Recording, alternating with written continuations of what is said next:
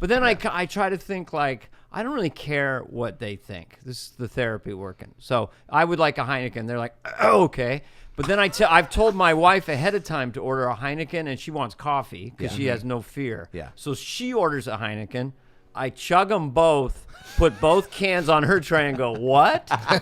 So there's been tabloid, Dana Carvey's wife. Oh, sure. But I only need a few, maybe 3 or 4, and then I just drink water and fight the rest of the way. I'm like an hour flight? Well, no, 6-hour flight. Yeah. Okay. Well, we had we came out of Hawaii, this before the volcano blew, and it was 2 storms, they're intersecting, and and so it was 3 hours of bump and grind, and all the pressure of get the food out. No, don't try to get the food out, because then and trays and spaghetti sauce. We don't need that. Yeah, it's fine. Safety goes ahead of airline food.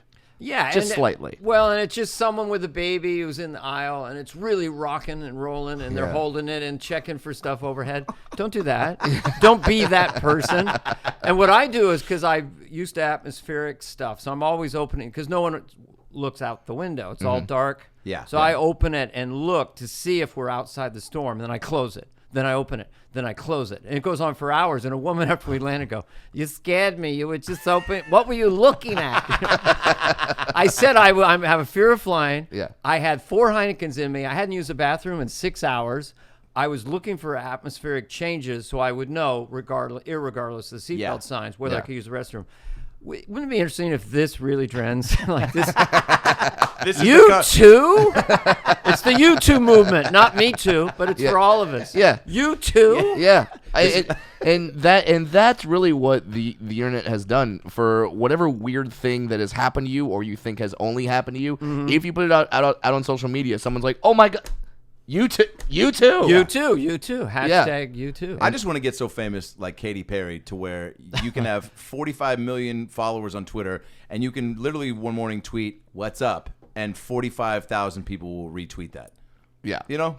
Or she'll just put, "Hey," or like, "Had a sandwich today."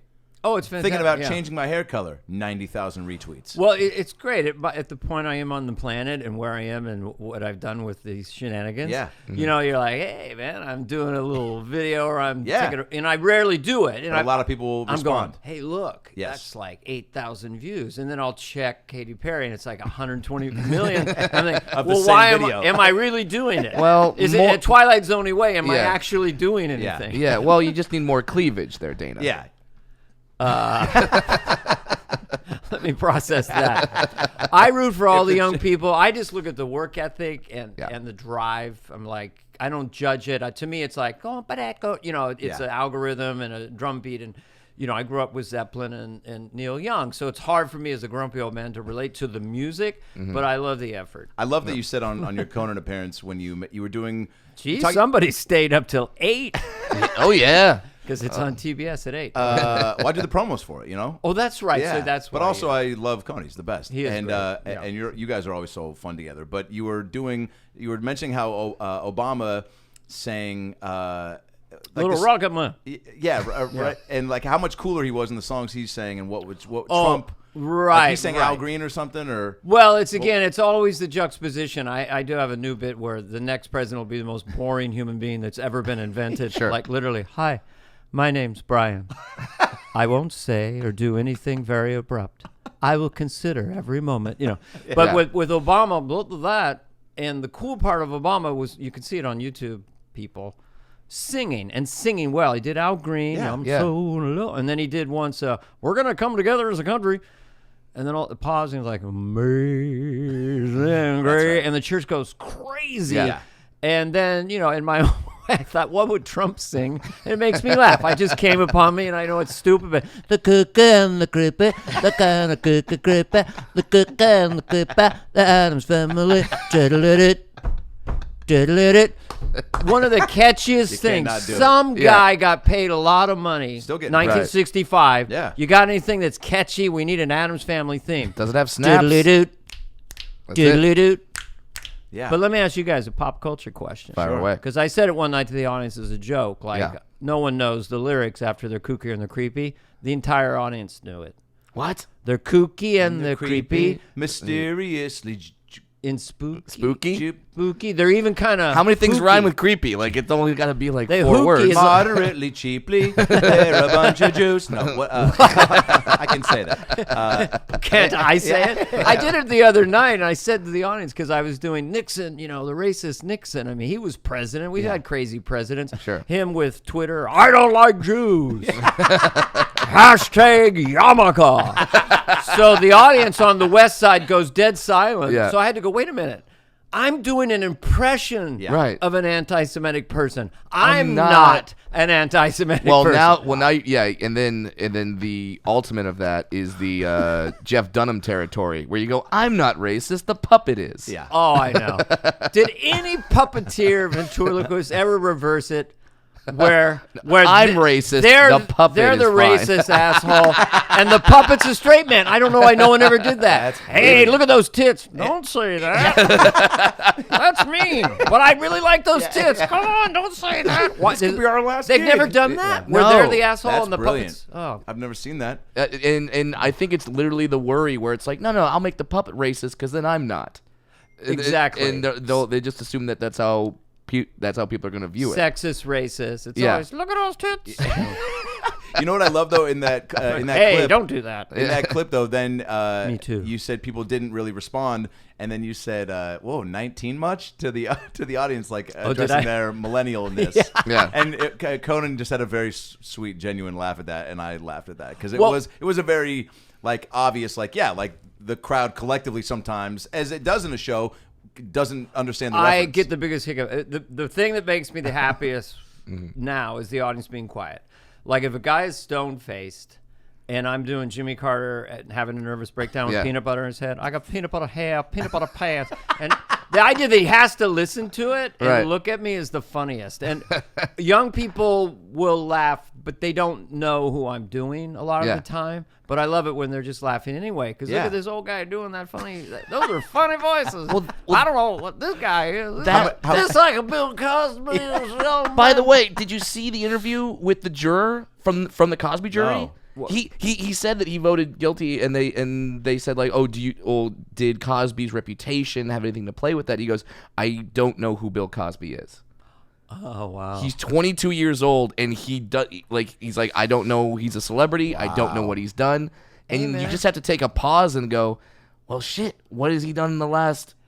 You know, He's on the road. Yeah. He used to compete with me. I played Washington State in Spokane. And the guy goes, Cosby is here for the last, parents' weekend in Yeah. a big Oh, field yeah. house. Oh, that's how you competed with Cosby. Jesus He Christ. did. I just got very scared when I you're like, didn't- I used to compete with Cosby. I'm like, oh, God, this is not going to go well. He was, I had a Pez dispenser full of Quaaludes. He had a Super Soaker. I couldn't compete. but he was competitive with me, and that made me laugh so hard. Yeah. Oh, that was Regis. That was Regis. I'm out of control. But what makes me interested in Cosby is two things. One is if Michael Jackson, let's just say you like children, you create an amusement park. Yeah. Right. And then to draw them in. Sure. So if you like to do Cosby's activity, because he did not talk like that in the 60s. So it evolved into kind of a happy guy. Yeah. Just take a little. I would have taken a pill from a guy. Here's a little thing, take it down. Yeah, it sounds harmless. And we're gonna get the pill. Then we're gonna touch the titty. And you're like, whoa, what was that? What was that last statement? What was that last thing? Not caught a pill and the gun. Okay, that's good. Yeah, but I'm still following. Yeah. Well, no, if he does get off and gets out, he's like 102, he'll still be doing it. Because I put the pill on yeah. the gun. It's an exaggerated Cosby. yeah, Slightly. Yeah, it's just, But not really. It's insane to me to think that there was someone on that jury that goes, who's that guy? Like it's Yeah. that's just madness. It's just like what you were commenting on. Yeah. Like there's so much shit. There's not enough. You can't There is consume. nothing exists. Nothing everything. exists. Yeah, it's just there's too much of everything. Jesus, Hitler, maybe Trump. In 1,000 years, you could say to people on the street, "Who was Jesus? Who's Yeah. Hitler? Who was Trump?" Wow, Trump has crossed over into that echelon, huh? Jesus, Hitler, me, Mary, fuck, kill. My favorite thing to do, which I'll do tonight now, is minutia again, where a lot of the people just stare at me. Yeah. So it's Trump getting the Nobel Prize, which I broke first, and now they're mentioning he might get it. Yeah. Because of North Korea. Yeah. Yeah. And he would be like, I love the Nobels. I love the Nobelians. I love prizes. I love prizes. I love Cracker Jacks, caramel corn glaze, like you'd never believe. Nuts and caramel corn with prizes. I still get the Happy Meal just for the prize. But then get into the minutia. To me, it'd like keep going is the fun part. And then Sarah a Huckabee- sailor and a dog on the box. A little boy with a sailor hat. Isn't that what's on the Cracker Yeah, Jack? yeah, exactly. And then Sarah Huckabee Sanders has to come out and be like, he never said that he was gonna he liked Cracker Jacks better than Bazooka Joe bubblegum. He said he liked them equally. That's just got to be like. I almost feel sorry for the woman, where she just has I to don't. wake up every day and Nah, she loves it. look That's at a who she report is. and go, "Fuck."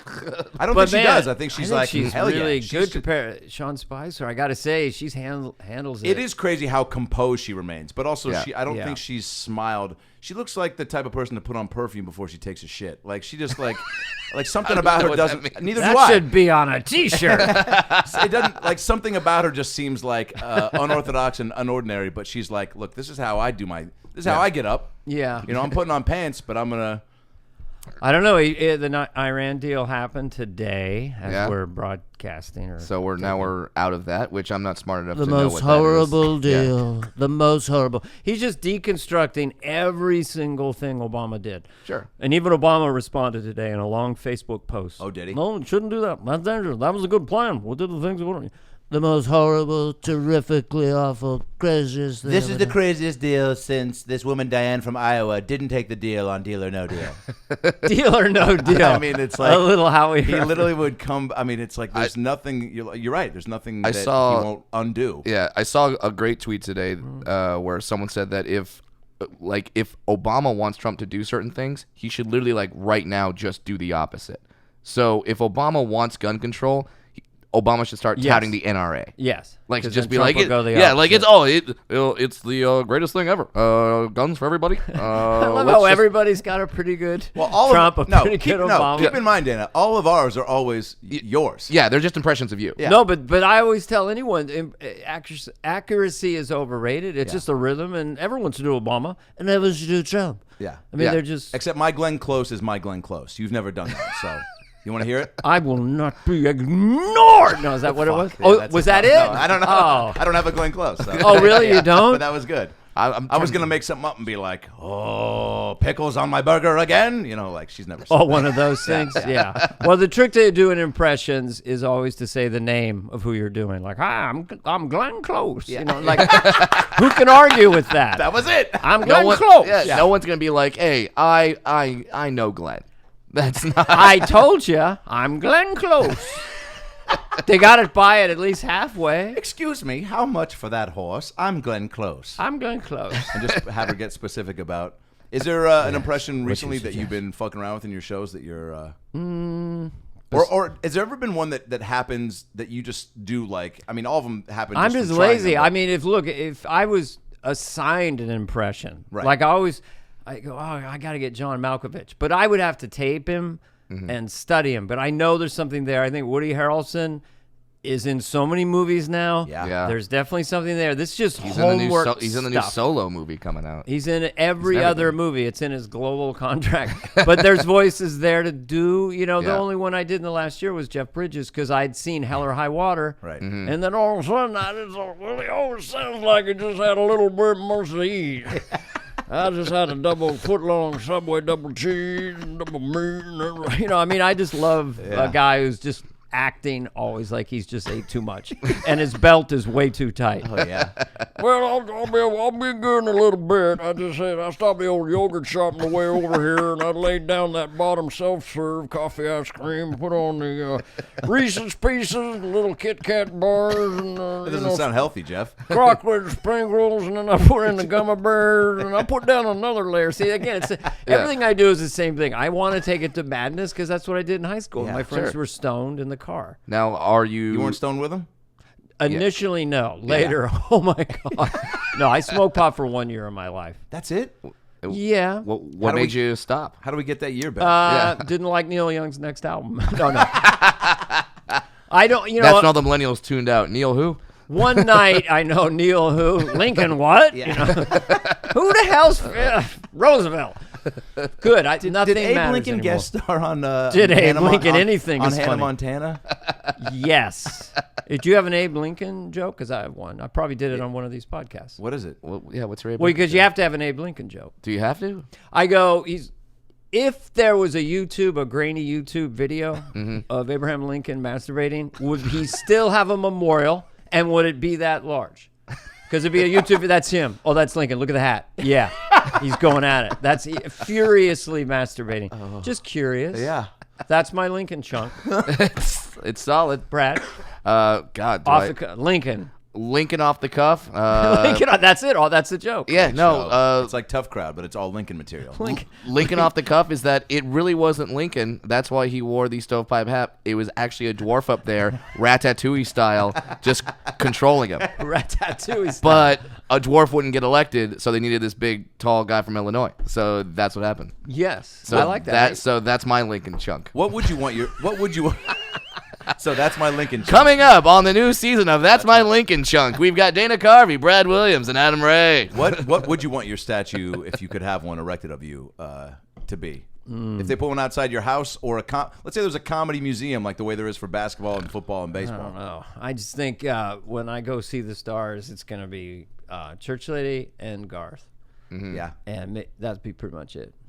I Maybe think- George Sr. I don't know. I think When I go to the stars. Because Yeah. remember, we all came from stars, and we're Right. going to return to stars. That's just science, not Yep. religion. Yep. Sure. You know that, right? Yep. Okay. that's and I think Garth He is would smoking be, pot. I told you. Yeah. No, that's... I'm joking. It's just science. It's carbon. It is science. Yeah, I Yeah. believe in that too. Yeah.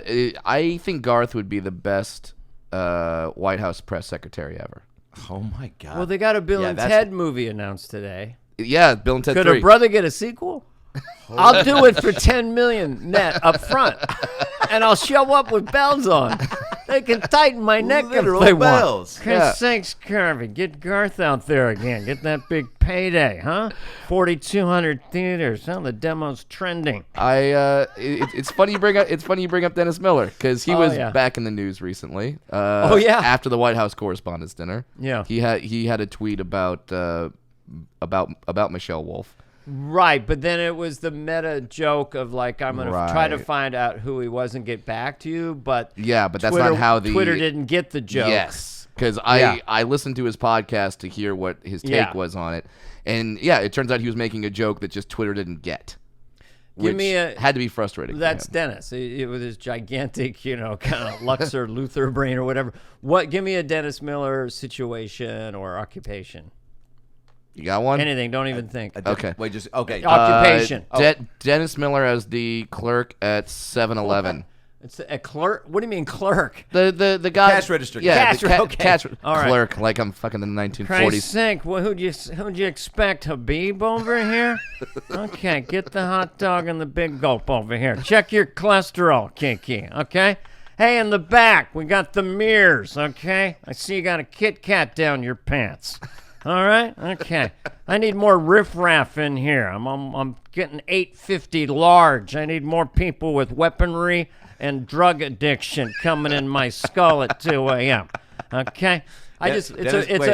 Dennis Miller's directing a softcore porn for Cinemax. They're so specific. A clerk? Softcore porn for what? for Cinemax. Yeah, has to be Cinemax, not HBO, specific. and we will know the difference. Okay, Captain Large Groin. Let's keep it in. Let's keep the missile in the pocket, okay? We're not going tight on that thing.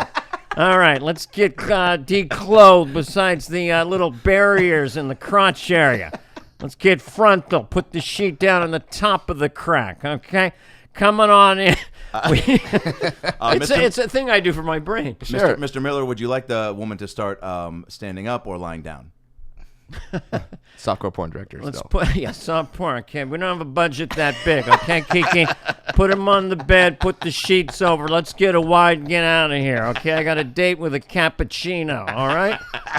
Christ's sake, standing up, sitting down. What do we got? 29 setups. Our budget's bigger than that guy's cock. Okay. No, it's Dennis. I'm just filtering Dennis. Now I have to know if they because obviously you have to know that. I have to know. We're not leaving until we find out. Would you do the White House Correspondents' Dinner? If Chuck they asked Todd you? on his podcast, I guess, was floating me out. I don't know if I'd want to follow That'd be the incendiary person, because then look at Softy Milquetoast. Look at this guy with no point of view, with his fluffed up, craggy neck out there with stuff that means nothing and doesn't offend anybody. Unless I had Dennis write my stuff, I wouldn't want to go in his Softy follow up unless that was my hashtag. But I don't mind doing it. You would crush. All my stuff is passive aggressive, and a lot of people don't even know what I'm saying. When I did the Me Too thing, and I talked about the strength of Katharine Hepburn, no one understood what I was trying to say. Is beat the shit out of these stupid men. Beat the shit out of them, because they're coming. They're not giving up. And by the way, men are obsolete. Women are going to dominate the next 6, which I didn't do that on the show, but they are in 2 generations. Oh, I've got. I have a lesbian friend, and her and her wife are having a child with and they barely needed sperm. Like they had we're really not useful. No, I don't think. I think that bioevolutionary wise, women are very multitasking brains. Educationally now, that the organizational skills it was in the was women, and they're graduating college, postgraduate, 3 to 2, 3 to 1. Yeah. So now that muscles don't matter, because I was on the tarmac in Albuquerque, and this woman named Tammy came out in this Air Force jumpsuit and jumped into an F-16. So she weighed 102 pounds, and she could rain death and terror on 1 million men. By the way, I thought when ISIS was at its peak, we should have put women in bikinis in the F-16s, raining down. and leaflets saying that's what raining down. Oh, no, I can't take it, women. Or the gay guy and a woman raining down. Come on, Bridget.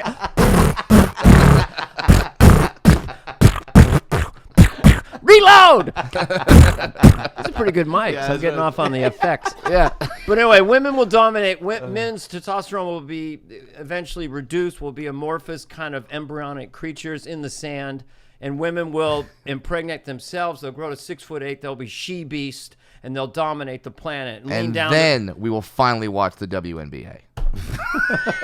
I don't mind it because they pass. My Warriors could be a WNBA team. Well, because it's just passing in threes. Basketball. Passing in threes. Passing in threes. Yeah. Good Lord. Our where do we go from here, fellas? Wait, I want to get back to your. Too bad we have nothing to say. I want to get back to your 1 year of pot real quick. Yeah. And what was Dana Carvey like when he would get a little high? Sillier, goofier. Well, you know what? Less locked in. Would it chill you out? Because your brain, I feel like, is moving so quick. We laugh a lot as humans between 18 and 25 before life starts. Yeah. So even when I'm like hiking in Griffith Park, I'll see a group of young people like early mid-20s. They're just laughing. And then I'll see people 40 and up just kind of, oh, well, it's over soon. What are they laughing about? Yeah. And so you just laugh a lot anyway. But I hatched a lot of bits from that. I liked ice cream. I liked movies. Yeah. Music mostly, I would say. And Neil Young had Comes the Time out during that year, and which we became possessed by, me and my friends. Was there a movie or a bit or something that you remember, like, or a day? Like I can remember a Stony day where I laughed so hard that I don't remember everything that was discussed, but I remember a couple moments of the day because it was so memorable. I don't know. I'm wondering. I mean, it's more like hallucinogenics, which I did twice, mushrooms. Those are what I remember. Me too, yeah. That was more stuff that still lasts. Yes. In terms of... That's a better high, because at least I got more introspective. Well, my friends I also talked to some bugs, and you don't get to do that when you're stoned. Well, we did the mushrooms, and then we went in and saw the Spruce Goose, which is this Howard Hughes, the world's largest airplane. That, And we walked around the turn in Long Beach. and saw this giant plane, and we fell down laughing at the idea that a human being made a plane that big. We were just completely gone for hours about the size of the plane, and laughing really hard about the... my plane's bigger. My plane's bigger. But the ratio stuff, the pamphlet was all about what could fit. So because the Queen Mary's there, and it's like, to show you how big it is, it'd be like 1,200 bumblebees could get in that. I love that. 3,800 polar bears would fit in that stack. And you're like, I don't know the size of a polar bear. You have the fucking plane in front of me. I can just look and see it's huge. It's a big stack. Yeah. Who cares? Yeah. 2,900 Shetland ponies could fit into the back. We don't give a fuck what can fit into what, bitch. 75,000 Polish butt plugs will fit right on the inside. Well, that's it. And then, the Queen Mary could fit inside the spruce goose. It became sexual. Would you ever do characters while you were riding the high? Yeah, I did. And they come from that? I did. We went to the LA County Art Museum on mushrooms. And I saw a Rembrandt self-portrait of a Dutch aristocrat. Yeah. And I thought, man, he painted him as such a dick. He clearly hated who he was painting because it was this elite thing. And then I started hatching the voice of the aristocrat torturing the artisan who's doing his portrait. And it was like, sketch me if you can. I'd dance away. So he'd actually move away. If you don't sketch me, I'll shoot you. And this went on for hours. Sketch me if I... And I did it on Saturday Night Live, and it was Conan's favorite sketch. Oh, I did it the first season. Sketch me if you can. I'd dance away. And Phil Hartman was the artist trying to sketch me, and I'm dancing. And Lovitz was just the guy going, dance, dance, dance. It was madness. Oh, my God. That was the only one. But mostly, in the end of the day... Most of the stuff comes out just from being tired and silly. And would you write drugs stuff down or help? how did you? Never really wrote much down. Always wrote on stage, Yeah. playing small clubs though. Yeah. And I realized my favorite club is like 80 seats, 60 to 80, because I can feel the whole room. Yeah. You know. So Still. Oh, right now. Yeah. Yeah, and also because when you think about it, the special I did was in 1,500, Yeah. and it was it was a fine club, but for me, not good. Too big. Too big. The Wilbur, that was too big. For what I was doing, because I was hatching it in clubs. So I'm doing, exhausted Hitler. Well, my buttocks also saw, and I'm really just doing this tiny thing. Yeah. And then the shots were very tight, and you're emoting and trying to push it, even though you can't feel the energy. I've seen it with other friends of mine, by the way. If you have a certain style where you're kind of a plaintive, like yelling, in a good way. Brilliant comics do that, like then that's okay. But if you're doing any kind of slightly sketch conversation stuff, subtle in a smaller things, room. and especially if you're doing impressions where you're doing a lot of facial expressions, it's going to be tough for the people in the back. Attitude. If you're not mugging, you're just trying to inhabit the attitude. Anyway, this is good for the comedy fans. It is. I want to ask too because I'm gonna do my special in the fall. Finally, Depends on the style. I mean, you guys have a high energy style, but so size it of the might room, be good. I want to know about too. Like I know You Brad. did 2,000. What's that? 2 in your last one. And that seems about like I am partial to clubs too, but like obviously theaters are dope. And for your first one, I think it does need to look like gotta big. look grand. Like, I just saw a buddy of mine who did one that looked like it was almost shot in a fucking high school theater, and I know what he was going for, and I was like, it just did not play to me. I was like, if I had no idea who he was, I'd be like, oh well. Clearly, it's not a big deal. Like you do want that grandiose feeling, right? Yeah, But obviously, I'm thinking like 600, 700, 800 maybe is like a good. That's solid, right? Yeah, but it just has to feel. And trust me, because when I did my first one, that Santa Barbara theater that I did was not filled. No, so they had to use a couple camera tricks to make it look like it was filled, and they did, thank God. But what about the second one? Oh, the second one I made a boatload of money, and it was filled to the brim. Come on. I like it. But yeah, it depends on your style. I've had fun sets in big rooms. Big rooms play different. It depends. They can play pretty intimate. So now are you, because your kids, when they open for you, they're doing these larger rooms. Are you giving them these tips? Absolutely. I just say if you're like loudly making a point, like an attorney in a courtroom with a lot of exasperation and energy, then that's what's required. Even if it's the setup, you just take on that persona. I mean, you did it in your last special. Yeah. Like, what are these people coming up to me? Yeah. And it's coming from an honest place though. Yeah. But if you're doing something small, that's where it gets a little difficult. I don't think you have been here since when you did my show at the Comedy Store and just talking about intimate rooms. Right. But first of all, it's just so, and I don't know how much you think about it, but people comment on it like before and after when you're there. But like when you're back there and you got your notes and you're going through it and you're kind of almost seeming like you're not like prepared at all for what's about to happen, and then you go out and literally are just.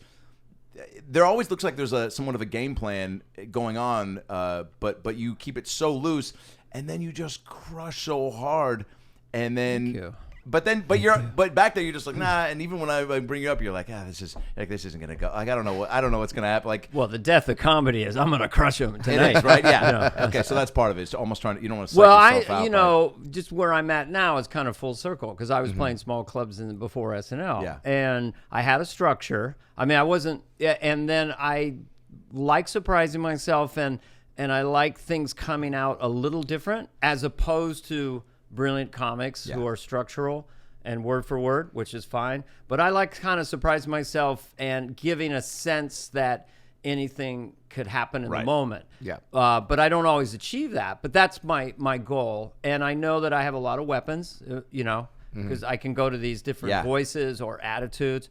And if you get too far off, if you feel yourself going down risk avenue too hard, maybe Well, if you can, you know, my nickname used to be Sensitive Man. If you can read the room and sense in the moment and then comment, you know, it's every comedian has that somewhere. Friday Night Late Show where it's like, you're doing your act. I'm sure you guys have had it. Okay, I've got my act. Yeah. But right now, I'm just so tired, couldn't give a fuck that I'm just going to take this path. Oh, yeah. Whether it's crowd work or I'm going to extend this and tag this bit I've done a lot of times. And then my brain just wakes up. Even if I'm doing Trump again tonight, because we're going to the club, I'll try to make something different about it to make myself laugh. And I do find it really funny when some people are not really laughing. Yeah. It really makes me laugh. Well, it's brilliant because in one of those Comedy Store shows you had, and I don't know if you can just explain what happened with that guy who had flown in from Spain, I think, right? Yes. I'd never seen anything like this in my 11 years of comedy. This is fucking bonkers. This was bizarre for me, too. Wow. So I'm up there doing all my... And then there's a guy up front. By the way, getting applause breaks like every set. Like, it was crazy. Like, you always crush, but this was like... It was a very good night. It was a very good night. And it's nice because the audience is not totally my demographic, so it's kind of fun. Yeah. You know, like, it's if Bob Newhart came into a club and crushed when I was 35. So, like, fucking Newhart. You can't... They don't even understand that King Kong is on the building. I mean, crush. But I love. But that night, had a lot of energy.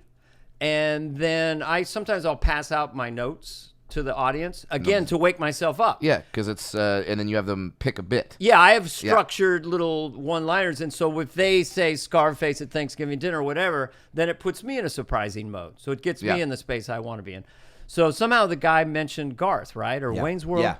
And, that's what you want. So I started doing it to him, this guy in the audience, like, what, you know, what? And then he mentioned he was from Spain, and I talked about that, whatever his name was, and you go to Spain, and, you know, you're trying to do a separation movement in Catalonia. I did some riff, and then I was moving on to another bit, and I looked over. He's in the front row, and I saw that he was really sincerely affected. Sobbing. Yeah.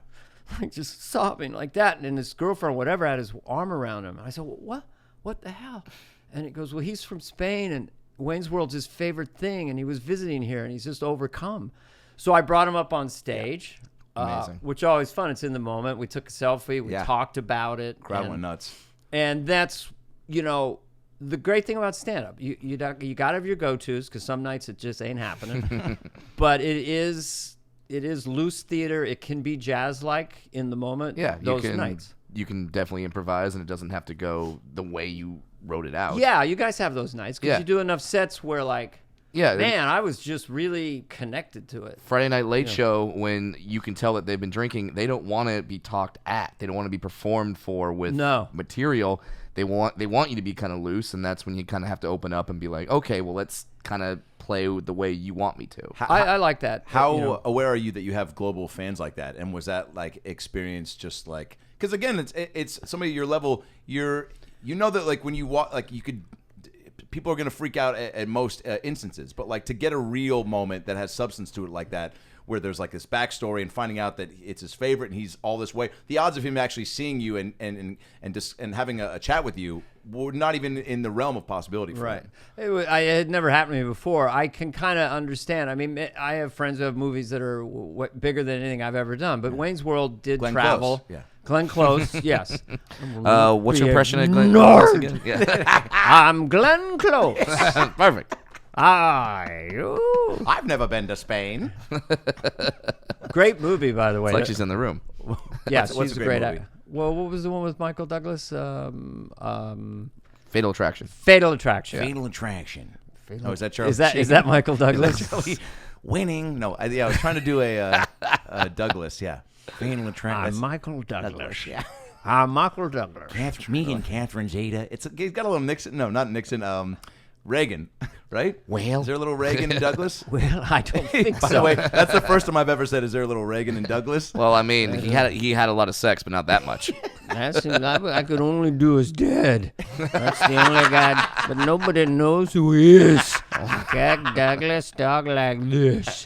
There was a guy, for the younger listeners, who talked like this, and he was a movie star, and that's the way he talked. And I did his last movie. Or his last big movie, him and Burt Lancaster. You did? What was that? You don't know that story? No. I can't remember what flawed class I'm on. It was called Tough Guys, 1980. It was filmed in 85, right before I got SNL. Oh, my God. And I played the parole officer with Kirk Douglas and Burt Lancaster, who played these guys who were in prison for 40 years and then came out of prison. And I walked up to Kirk Douglas. Now, look him up, kids. I walked up to Kirk Douglas first day. At one point, the biggest star on the planet. Burt Lancaster, Kirk Douglas. It's like maybe Clooney and Brad Pitt, or even I don't know the young Chris. Hey, you're in the top 5 of the credits.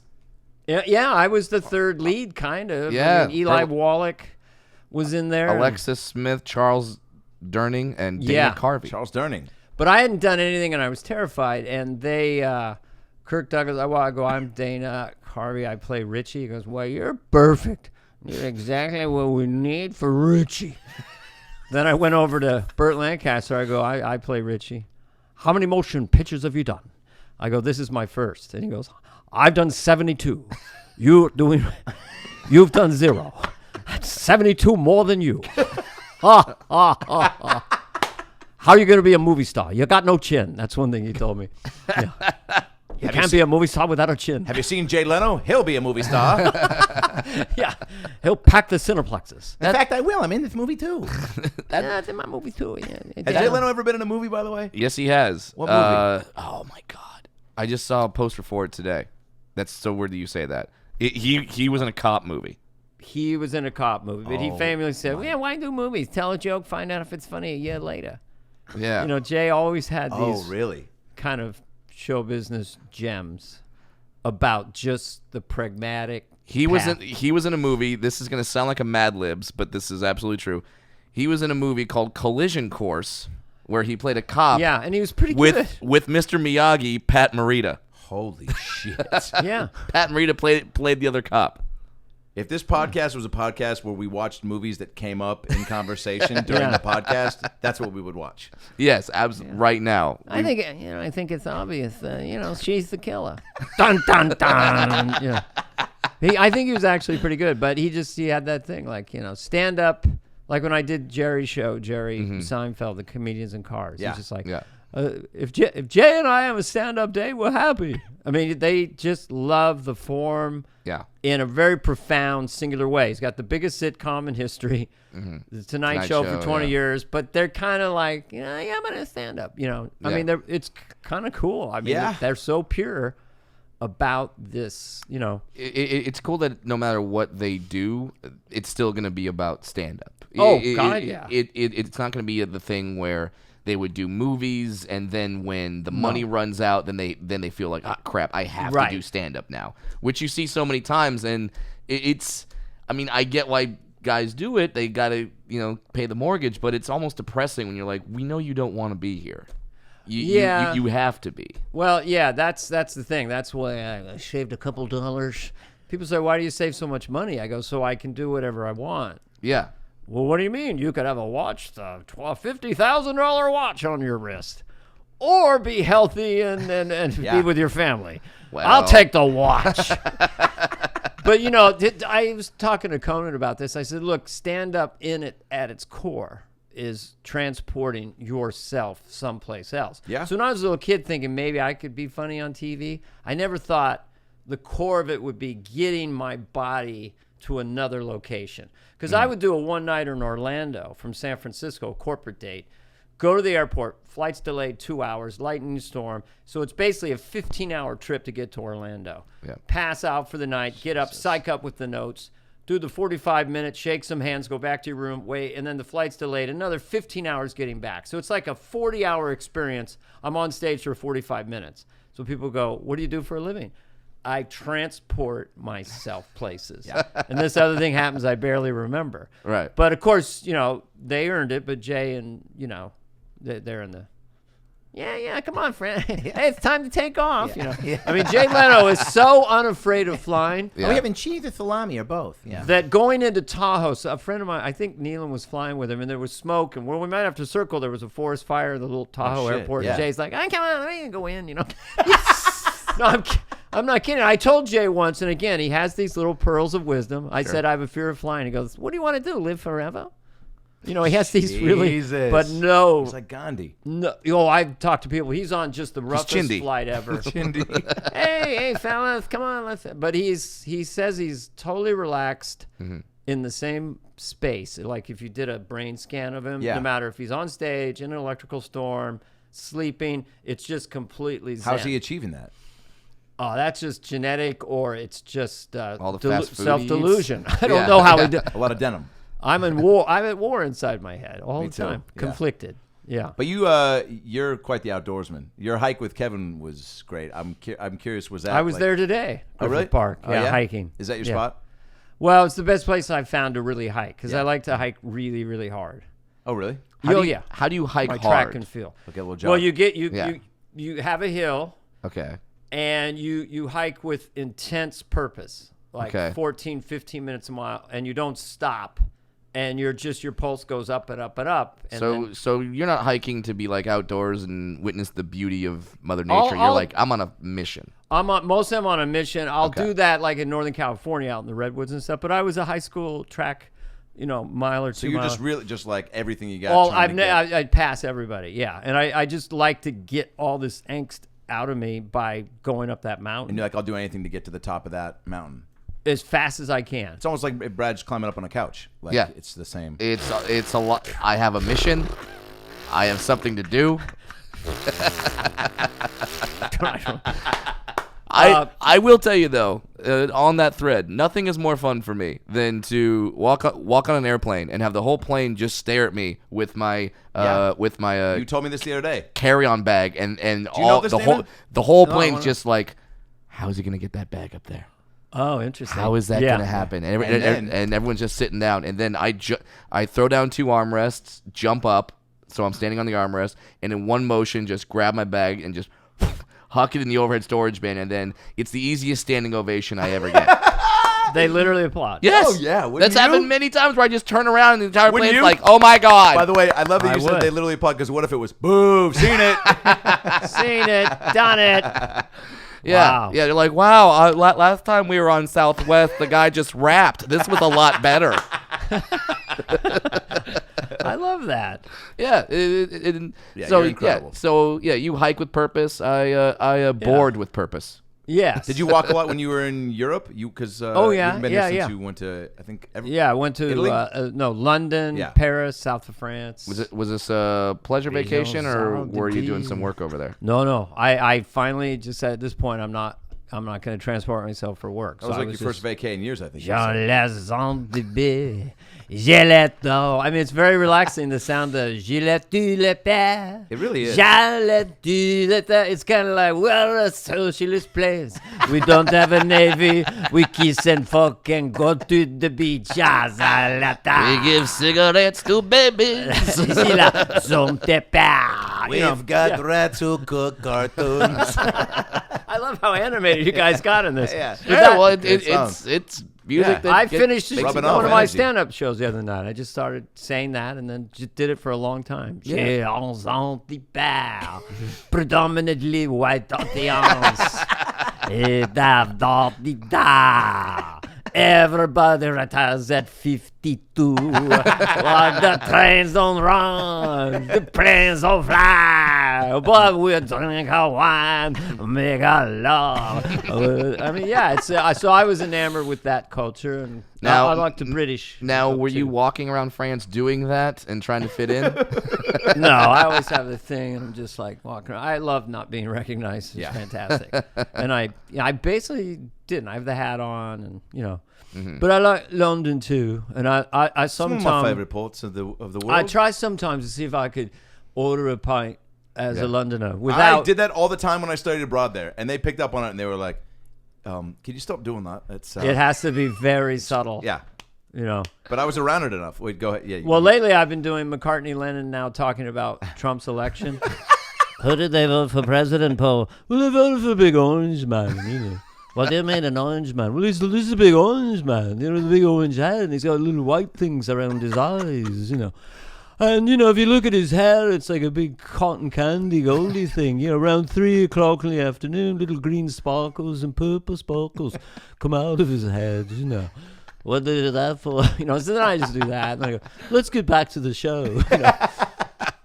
How long could you go for that if you really, if the crowd was with it, how long would you let yourself? 10 minutes Jesus probably. Christ. Because if I keep going to another topic of them talking about things, I mean, it's just kind of fascinating about them taking in anything that's going on in current society. Oh, it's just something about that lilting thing. And again, a 20-year-old, if they're dying laughing, how did he get elected? Well, he got nicknames for everybody. He just knocked them down, like a shooting gallery.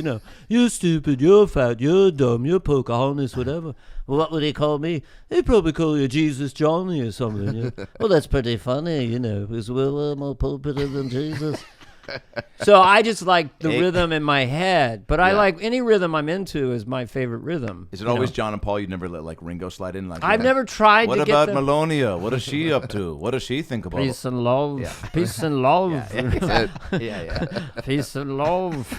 300 million net. He was a contract player in the beginning, Yeah. You get 20 quid a week. Keep it simple, Oh yeah. And now he's in the band. Now he's got 300 million. Yeah. Good so Lord. he was. He had no leverage at that point. I'll keep a two-stepper. Well, we're John Lennon, Paul McCartney. He's got the coolest Beatle name too. Oh I yeah. think. Yeah. Oh, without a doubt. I mean, Star with 2 R's. Well, because if it's 1 R, then it's weird. Yeah. I quote this a lot in terms of trying to figure out why you guys are friends or who you're like me with my wife. It's the cocaine. And it's basically, it's this binds sort us of all. indescribable intrinsic sensibility. Yeah. And when Pete Best was kind of the best looking guy in the band, I don't know about his drumming, but when they fired him, John Lennon's quote was, what was the reason? And John said, he wasn't a Beatle. And when you saw all 4 of them, it was this cheeky Liverpudlian Irish sense of humor, and that's what, it's been a holidays night and all their little colloquialisms. And I guess it was just why Ringo got in there. Plus the best backbeat in the business. He rode the kicker. He's hitting the kicker, and he's staying on the hi-hat through the break. There's no splashes. There's no splashes. You're just riding it. Ringo sometimes would just stand up. Because he's like, he wasn't that tall, Brad. Yeah. And he would stand up at the kit and play it. Yeah. Wow. Yeah. You playing a lot of guitar? I play guitar and keyboards that's right. every day. Which is your go? If the day presents itself for the creative juices are flowing, what's going to come out first? Which instrument? No, what part of your body? And then Well, first of all, I would hike really, really hard, almost pass out. Then I would maybe try a different tuning on the guitar, put a capo on it, and try some chords. It's just meditative. Yeah. And then on the piano, which I play like a little kid, it's fun. That's really still a new toy for me. Still, even though like it's been in the HBO special, it's been like a party rack sometimes. Like, do you ever get sort of nostalgic and you want to bring it back in? Well, I was doing the improv a couple of weeks ago, and the piano was there. I assume it's the original one in the original position on stage where I hatched Chop and Broccoli. Wow. I started in Northern California, but I didn't have the hook Chop and Broccoli till that room. No shit. And Mark Hamill was in the audience that night. It was pretty fun to meet him. He's very funny. Very cool. But I almost went over there, but Wayne Fetterman opened, who's from my generation. Oh, yeah. And he's a big Wayne. piano. He's been here. Yeah, he's a really great piano guy. Incredible. So I said, how can I go up there and do this two finger dun dun dun dun dun dun? So I didn't get to it that night, but I will next time. How often are those memories flashing back when you get into a room like that, like the original improv? I mean, because that's where you're spending most of your time when you first got here, yeah? Yeah, and I just think about how much I bombed and how terrified I was, really? and how intimidated I was by everybody, and everybody seemed smarter and faster, and So that never goes away. Because those memories will flood my mind every now and then when I walk into a certain club. Like I'll just even going to the main room where I do my once a month show. Like that's the first time I ever performed at the Comedy Store. Was there on a Bringer show, and Chris Rock actually went up after me, and I went on Facebook that night telling everybody I opened for Chris Rock. I told that story a billion times. oh no, I've never heard it. Yeah, That's fantastic. but it was but because it was a year and a half in, and I was just so. Just new, but also, so I'll have flashbacks of that night and other nights in certain rooms just based on like a feeling where I'll take a certain turn and I'm just like, oh man, remember that night when I did this and it bombed and I went home and I didn't, but the good with the bad, obviously, but I'd say it's just as far as being experiential. Yeah. Trying to become a stand-up comedian on planet Earth is a very visceral, experiential thing. So you're going to have sense memory about it. It's not normal. It's heady stuff. It's the humiliation and the ecstasy. Maybe I can really do this. Those first early sets were like, I think I might be able to do this because it wasn't a given. Yeah. My first set I killed, and then I bombed 200 times. Very typical. And quit a lot, Really? So I don't ever forget that, except I tell the audience now I am a millionaire, multimillionaire. If I levitate the room or play to dead silence, it'll have no impact on my life or anything about me in any way. And my wife, I said, should I say that? My wife goes, yeah, you got to say that. Yeah, definitely. They love it when you say it because it's putting it in context. I'm out the other side. If it's this elliptical thing and I was on a spaceship, I was flying to the center of the universe, and now I'm kind of in the outer nether region. You guys are kind of in the center near the sun, and you still are earning your... I try as hard. I'm actually more creatively inspired without that fear around me, because all that does is tighten you up. Yeah, and it just makes you second guess things that otherwise you wouldn't. Now you're at the point now where you're like, hell, you're doing crayon drawings on Instagram. Yes, watercolor crayons. Yeah. I do those just for fun on the side. Those are just a little expression. So you're going the route of Jim Carrey and he's George really, W. Bush. He's really doing it though. Yeah, I mean, I would like to blow them up. And you should like that. We'll That'd buy be one. fun. I like doing anything creative. Yeah, but as far as the stand-up, I'm just trying to make it interesting for myself, and do you listen to your sets afterwards? I was taping before the special. Right now, I just don't even want to think too much about it. I'm not. You want each night and set to be its own thing. I'll make little notes like, oh, I can build on that, and it won't always work. But I think that, it's just fun to be out the other side and not be as beholden to the whole structure of it. And I do think when I watch the greats of our generation, Chappelle and stuff, it's so much a confidence game. Because if you see the presence of the confidence in the eyes and all that stuff, and I always say 99% confident is great, but the last 1% is bigger than the previous 99%. Wow. I don't know if you've had little moments where like, okay, I got this. Oh yeah. And then a couple bad sets or something gets canceled or some career thing or something fucks you up, and then you just drop down a little bit. Yeah. But then you come up a little bit, and it's such a confidence game. Yeah. At its core, because it's just you just feel it when the comedian is not needy and just owns it. And it's so strange to me that in order to get more confidence, we go and we pursue the thing that everyone is afraid of doing. Like so many people are afraid of doing. Like, oh, I've got to get more confidence. So to get more confidence, I'm gonna go stand up in front of strangers and yell at them. Yes.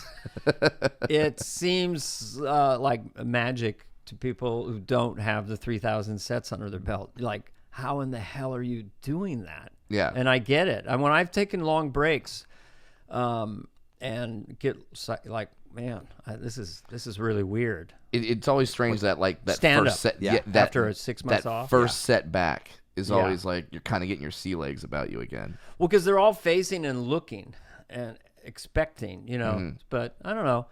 It'll be interesting what happens tonight. Oh, it's gonna be great.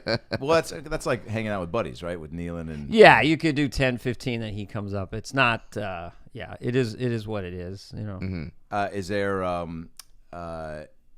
Is there something about stand up that Dex and Tom, your sons, have ever, because they're now, what, 3-4 years in? Yeah, so, I mean, is it getting to a point to where you feel like you can, because I think we've all been around, like, younger comics, and we've been them ourselves, where you've said things maybe ahead of your time, where like, I remember a buddy of mine a couple of years ago, he was maybe not even a year in, and he was just like, he was telling me, instead of phrasing it like, you know what I'm finding, or what's neat to discover, but he was just like, stand-up's this, and I was like, he was saying a very blanket statement, like, you know, what you got to do is you can't worry about the crowd. And I'm like, dude, you've done maybe 9 shows. You know what I'm saying? But so have they gotten to a point to where you can entertain a conversation about, like, if they even say, hey, Dad, we noticed this or whatever, like, will you? Yeah, I mean, or do you still come at it of like, well, you guys need a little bit, a few more years to really have some perspective before I can. Well, take that I do think that there has to be a period of time, maybe 2 years, where you just do a crazy amount of sets, just to beat the fear out of you. You know, and when I was just Mark Maron's podcast, he said even in the 90s, and he was very successful by most metrics.